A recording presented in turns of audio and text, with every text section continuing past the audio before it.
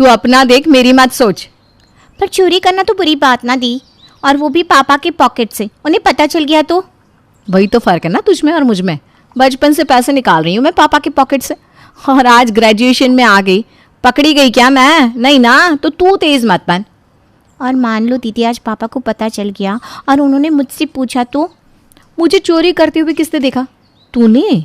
यानी कि ये चोरी हम दोनों ने की है, और जैसे ही मेरा नाम आया तो मैं तो साफ साफ कह दूंगी, पापा पीहू ने ही मुझे आपके पॉकेट से पैसे निकालने को बोला था। हाँ, बहुत गलत कर रही हो दी तुम, ये बहुत गलत। अब ज़्यादा ज़बान मत चला, वरना ऐसी हालत करूंगी कि शक्ल शीशे में पहचान भी नहीं पाएगी। ये थी पीहू और साक्षी। साक्षी अपने घर की बड़ी बेटी थी जो बड़ी ही शातिर और चालाक थी। साक्षी इसी तरह ही अपने घर में सभी को मैनिपुलेट कर अपना काम निकलवा लिया करती। अपने पापा के पॉकेट से पैसे निकालने के बाद साक्षी कॉलेज चली जाती है। पूरा दिन पीहू के दिमाग में वही दृश्य घूमता रहता है। रात को खाने के बाद, ममता जी, आपने मेरी जेब से कुछ पैसे निकाले थे क्या? अरे आज तक कभी आपसे बिना पूछे आपकी जेब में हाथ डाला है क्या मैंने, जो आप डालूंगी? इधर उधर गिरा दिए होंगे आपने पैसे। अरे नहीं, गिराए नहीं है। मुझे अच्छे से याद है कि आज ही अपने पैंट में मैंने पैसे रखकर उसे दरवाजे के पीछे टांग दिया था। साक्षी दी से पूछे ना पापा, उन्हें पता होगा। आज मैंने उनको आपके बेडरूम से निकलते देखा था। मुझे भी कुछ कहना है पापा, पैसे निकाले थे दी ने। मना किया था ना मैंने तुझे पापा के सामने बताने से, पर बोल दिया तूने, कर दिया सब कुछ सत्यानाश। वो कहते हैं पाप पुण्य जब दाएं हाथ से करो ना तो बाएं को भी पता नहीं लगना चाहिए। पापा, याद है आपको कुछ दिनों पहले मम्मी की तबीयत ख़राब हो गई थी, तो मैंने भगवान से मन्नत मांगी थी कि मम्मी की तबीयत ठीक हो जाए तो मैं गरीबों को खाना खिलाऊंगी। पर मेरे पास 2000 नहीं थे, क्योंकि मैं तो नहीं कमाती, इसलिए वो पैसे मुझे आपके पॉकेट से लेने पड़े। पापा जब मेरे पास पैसे आ जाएंगे ना तो मैं आपको लौटा दूंगी। I am sorry. अरे मेरी बेटी हमेशा अच्छा ही करती है। ऐसी कोई बात रहे बेटा तो तू ज़्यादा पैसे ले लिया कर। मैं समझ जाऊंगा कि पैसे सही जगह लगे। और मुस्कुराते हुए साक्षी पीहू को लुक देती है। इसी तरह साक्षी अपने घर पर महान बनने की एक्टिंग करती। कोई कुछ भी कहे, मिहिर और ममता को हमेशा अपनी बड़ी बेटी की ही बात सच्ची लगती थी, और इसी का फ़ायदा उठाकर साक्षी अपने भाई बहनों को कंट्रोल करती। धीरे धीरे दिन बीतते जाते हैं और साक्षी की पढ़ाई कंप्लीट हो जाती है। एक शाम एक कंपनी में इंटरव्यू दी है मैंने मम्मी, वहाँ मुझे कल बुला रहे हैं। अरे पर हमारे घर की लड़कियाँ जॉब नहीं करती बेटा। ये कौन सी बात हुई मम्मी? ताऊ जी की बेटी यहाँ 2 बीते कपड़े पहनकर फॉरेन में घूम रही है तो किसी को दिक्कत नहीं है, और मैं घर से नौकरी करने चली जाऊंगी तो आप लोगों की इज्जत चली जाएगी। देखिए सब मेरे सामने कह रही है तू, पर अपने पापा के सामने मत कह देना, वरना न जाने क्या होगा। शाम दाम दंड भेद कुछ भी करना पड़े, अगर साक्षी ने सोच लिया है कि वो जॉब करेगी तो वो जॉब करेगी ही। रात को मिहिर अपने घर आता है। आज तो घर में अलग ही शांति लग रही है, कोई चूंचा भी नहीं कर रहा। कुछ बात हुई है क्या? नहीं जी, आप खाना खाइए, क्या ही बात होगी, तुरंत साक्षी कहती है। वही ना पापा, बात होने में क्या है। आजकल लड़कों को चाहिए ऐसी लड़की जो पढ़ी लिखी हो, नौकरी कर रही हो, भले ही शादी के बाद वो उसे नौकरी करवाए या नहीं, वो उनकी चॉइस होती है। मेरी फ्रेंड है ना पिंकी, उसकी शादी होते होते टूट गई क्योंकि लड़के को लगा कि लड़की शादी के बाद कभी उसे फाइनेंशियली सपोर्ट नहीं कर पाएगी। और फिर भी आप सब यही चाहते हैं कि मैं नौकरी ना करूं। और इसी तरह साक्षी जिद करके नौकरी करना शुरू कर देती है। धीरे धीरे सब उसके डिसीजन को एक्सेप्ट कर लेते हैं। 5 साल बाद साक्षी अपने घर वालों से कहती है, मुझे राहुल से शादी करनी है। एक बहुत अच्छे लड़के का रिश्ता आया है बेटा, इंजीनियर है, उसे देख लो, फिर ये प्यार का भूत उतर जाएगा। साक्षी जैसे ही उस लड़के का बायोडेटा देखती है, मन ही मन सोच लेती है, राहुल तो भूखा नंगा है इस लड़के के सामने। बाहर जाकर रोकर तमाशा कर देती हूँ, पापा की मर्जी ही एक्सेप्ट कर लूँगी, उनकी इज्जत जाने नहीं दूंगी मैं, चाहे मुझे अपने प्यार को ही क्यों ना छोड़ना पड़े। और सबकी सिंपैथी ले लूँगी। पहले राहुल को तो कॉल करके बोल दूँ, पापा मान नहीं रहे। इस तरह फिर सभी के सामने अच्छा बनकर साक्षी शादी के लिए राज़ी हो जाती है और सुमित से शादी कर साक्षी विदा हो जाती है। शादी के बाद भी साक्षी एक नज़र अपने मायके पर रखती तो एक ससुराल पर। मेरे हनीमून की पिक्चर्स भेजे हैं मैंने, देखे आपने मम्मी? हाँ बेटा देखे, पर तो सूट ही पहन रही है हर जगह, क्यों? ये हनीमून वनीमून में मैं नहीं मानती मम्मी। मैं तो अपने ससुराल वालों को भी साथ में लग कर ले गई थी। अब ये बेचारे मेरे बूढ़े सास ससुर को कौन देखता मेरे पीछे। इसी तरह अपनी माँ के सामने अच्छी बनकर साक्षी फ़ोन रख देती है। पीहू अपनी फाइल्स लिए अपने ऑफिस जा रही थी। अरे पीहू, देख अपनी बहन की तस्वीर देख।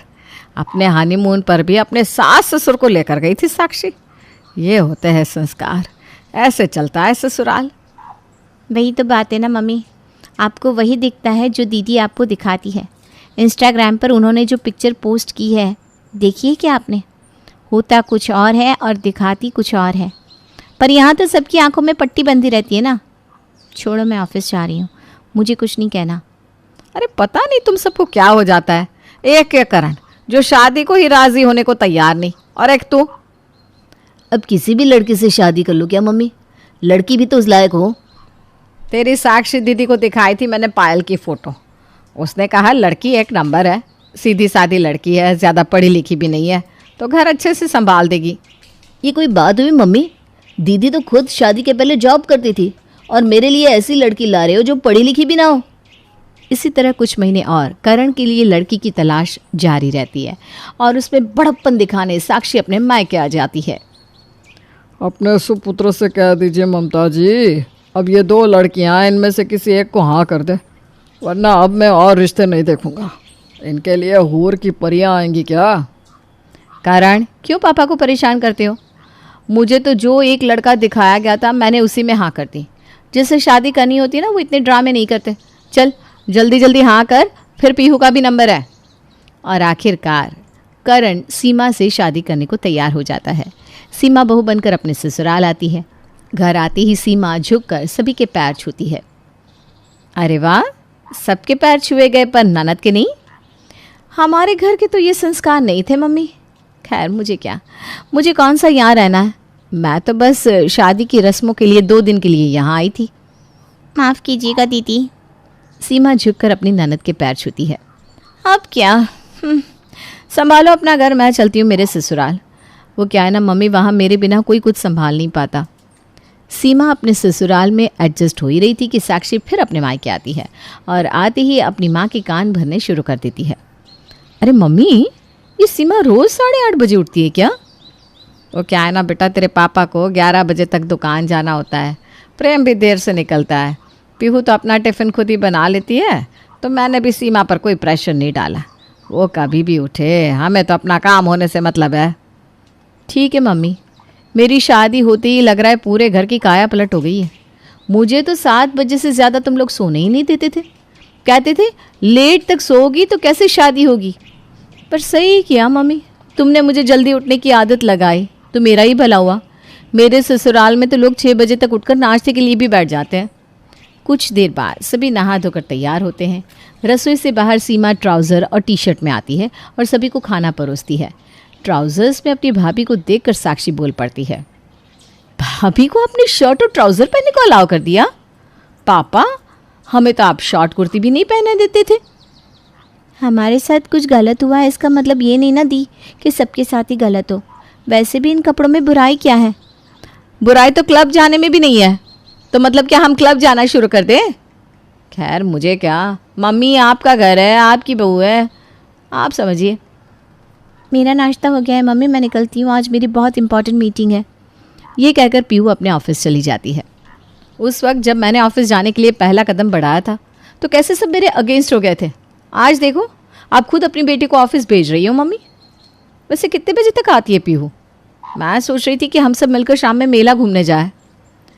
पीहू तो बेटा अभी निकलती है तो रात के 9-10 बजे घर आती है।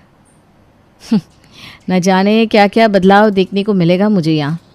6 बजे मेरी ऑफिस ओवर हो जाती थी और 6:15 तक मैं घर नहीं पहुँचती तो पापा, करण सब मेरे ऑफिस पहुँच जाते थे। कहते हैं ना, चक्की में सबसे पहले सबसे बड़ा बच्चा ही पीसता है। यहाँ मैं पिस गई और सभी के लिए रास्ता खुल गया। दोपहर के वक्त सीमा खाना बनाकर अपनी सास के कमरे में आती है जहाँ पहले से ही साक्षी बैठी थी। सीमा, वैसे कभी मायके से कौन से गहने मिले हैं? तुमने कुछ दिखाया नहीं।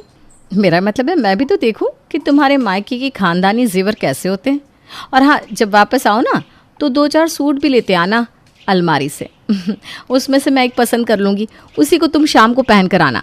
वो क्या है ना, कहीं रास्ते में मेरे ससुराल वालों की नज़र तुम पर पड़ गई और ऐसे कपड़ों में उन्होंने तुम्हें देख लिया तो मेरे मायके में मेरी बेइज्जती हो जाएगी।